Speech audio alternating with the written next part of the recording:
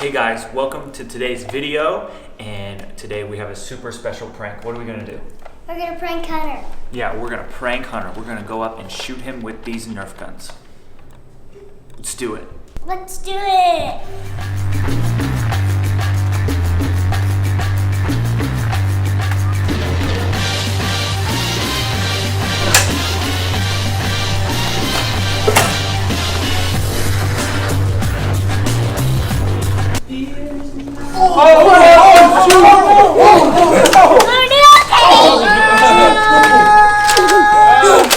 Get him again. Gosh!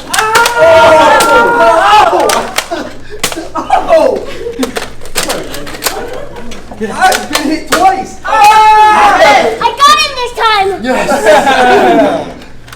Milo, what are you doing? Pranking you. Pranking you. You're oh my gosh! Dude, that was... You're pranking me? Yes. Oh! Oh yeah, get Alex! Yes! Yeah, got him. That's how you do Nerf prank. Yeah. Now we are doing this game called the Tortilla Challenge. Basically how it works is we'll all stand in a circle. We'll have our tortillas, but we'll also have water in our mouth. And we'll go in an order in the circle.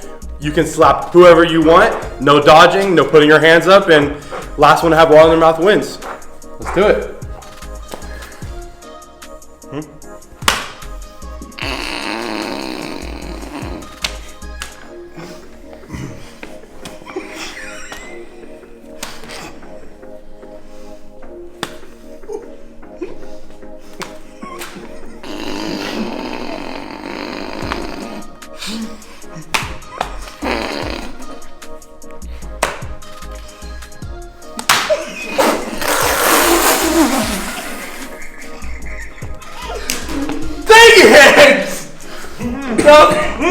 That was the biggest smack.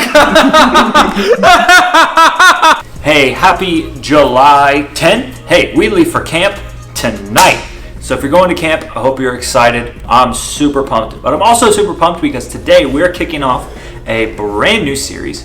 And that series is called Mountain. It's called that because over the next 2 months, we are going to look at something called the Sermon on the Mount. It's found in the book of Matthew, chapters 5, 6, and 7, and it's kind of really like Jesus' first sermon. That's why it's called the Sermon on the Mount. He teaches about so many different topics, and so over the next 2 months, we're going to look at several of those topics and dive into them. And so today, we are going to start with the first thing he talks about in the Sermon on the Mount, and that's something called the Beatitudes. Now, maybe you've heard of those before. Essentially, the Beatitudes are this list of blessings for certain kinds of people that Jesus lists off, and so today we're going to look at each one of them. So, in Matthew chapter 5, verses 3 through 12, it says, "Blessed are the poor in spirit, for theirs is the kingdom of heaven.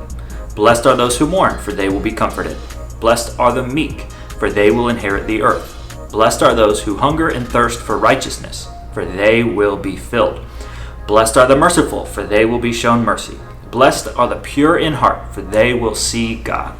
Blessed are the peacemakers, for they will be called children of God. Blessed are those who are persecuted because of righteousness, for theirs is the kingdom of heaven. And blessed are you when people insult you, persecute you, and falsely say all kinds of evil against you because of me. Rejoice and be glad, because great is your reward in heaven. For in the same way they persecuted the prophets who were before you."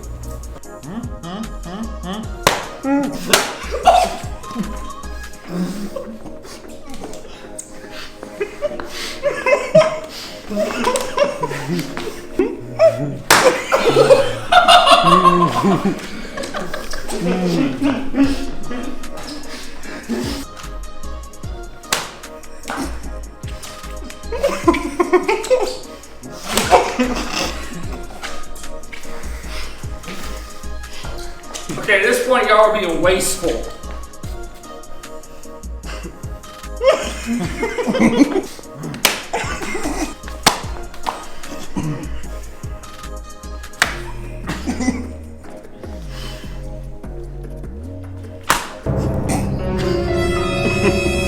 All right, so there's a whole lot of things going on, and he talks about several different kinds of things, and I want to break each one of those down. So let's start with the very first one. The very first one is, blessed are the poor in spirit, for theirs is the kingdom of heaven. Basically what that means, what does it mean to be poor in spirit? Essentially, what Jesus is talking about is those who understand that in their spirit, without Jesus, without love, without grace, without God, they are poor. Essentially, they are nothing without the grace and love of Jesus. And so people that understand that are more likely to inherit the full kingdom because they understand that without God, they are nothing. So they're going to lean harder into the things of God. And the second one kind of goes right hand in hand with that. It says, blessed are those who mourn, for they will be comforted. And really, that's mourning about, hey, how without Jesus, my soul is lost, it's broken, it's burdened. And without Jesus, I am completely lost. And so saying, hey, when we come to terms with that and we, in a way, almost mourn, we're going to be comforted because that is when we find and understand the grace of Jesus. Third is, blessed are the meek, for they will inherit the earth. Meek is not a word that we use very often, but often meek could kind of be used interchangeably with the word humble, or not self-seeking, not arrogant, not boastful, not proud. And that's one of the many ways where Jesus' teachings were counterintuitive. Oftentimes we think, hey, the go-getters, the big personalities, they're the ones that achieve great things in the world. But in God's kingdom, he's saying, hey, the meek, they're going to be the ones that inherit the earth.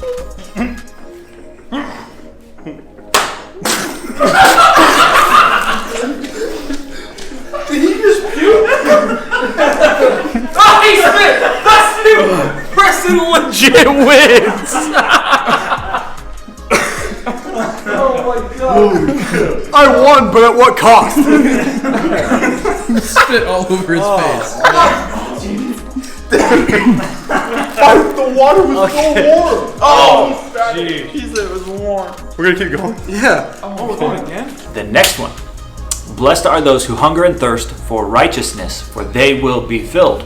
Essentially saying that, hey, if you are hungry for the things of God, God's not going to withhold those from you. So if you're hungry to pursue the things of God and His righteousness, His kingdom, He's going to fill you with that stuff.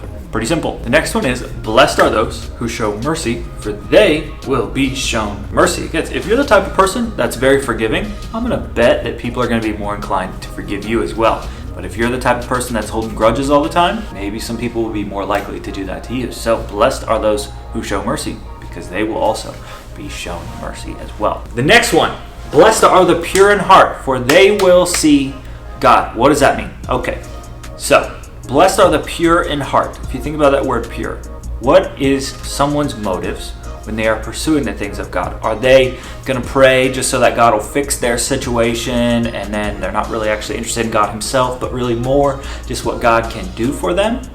Or do they have a pure heart, pure motive? They are trying to pursue God simply because they love Him for who He is. When we approach God with a pure heart, we are going to truly see Him the way He is. All over Preston's glasses. Round 2. Fight. That's your snack for Hunter. That's your snack for later, Hunter.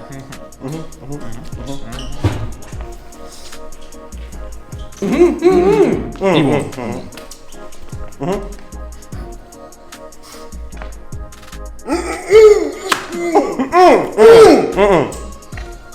He flinched. Do it again.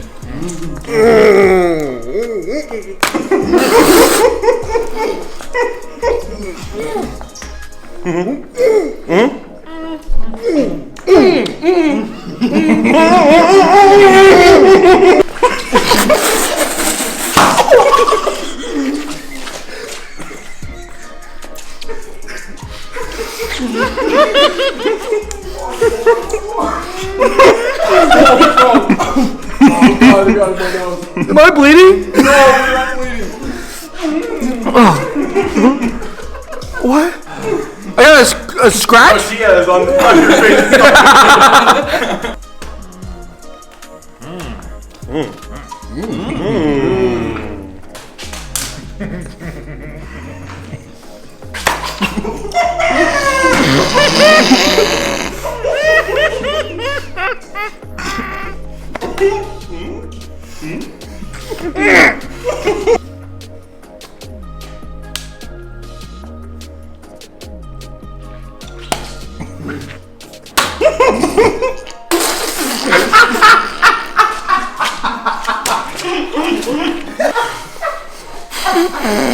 This is getting tormented.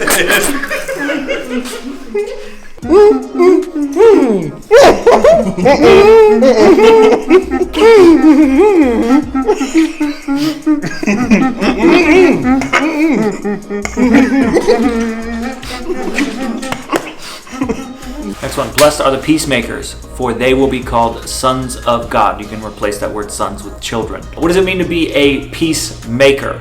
Now, there's a very big difference between what a lot of us may perceive this to mean and what it actually means. So what a lot of us think to be a peacemaker is, oh, I'm not going to cause any trouble. I'm not going to make any, confrontation. I'm not going to approach that person even though they bothered me. I just want to keep the peace. In reality, what you're doing is you're being a peacekeeper, not a peacemaker. Peacemakers will often actually do the confrontational thing. Peacemakers will actually talk about, the uncomfortable topic or have a difficult conversation in order to have real, genuine peace. Not this, oh, we're fine because we haven't talked about this, but there is this kind of invisible elephant in the room. But no, a peacemaker is going to have the hard conversations and do what needs to be done. Pause. Oh my goodness. And then finally, blessed are those who have been persecuted because of righteousness. Now, what this verse is actually talking about is a lot of the early Christians, and actually Christians still today on earth, not necessarily in America, but all over the world, are actually persecuted, killed, tortured, punished because of their faith. And what Jesus is saying is that people that are so true to their faith, that believe so much that they're willing to go through this because of their faith, there is an extra special blessing for those people. All right, well, that is the beginning of our series Mountain. We talked about the Beatitudes. This series might be a little bit different, where today we kind of just ran through all that list of the blessings that Jesus gives out. And what I want you to do in small group is I want you to talk about which one sticks out to you, maybe which one applies to your life. What made you think? And in doing so, we're going to learn a little bit more how we ourselves on our own time can actually dig into the words of Scripture and study it for ourselves. This series is going to be awesome. I'm so glad we're kicking it off today, and hope you're excited for camp. Let's go.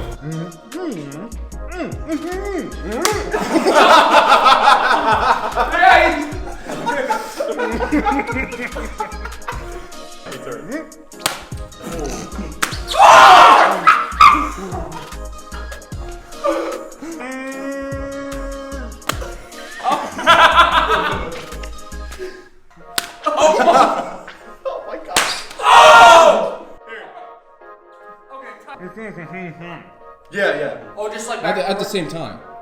Oh, I understand. I speak mouth full of water. Not enough.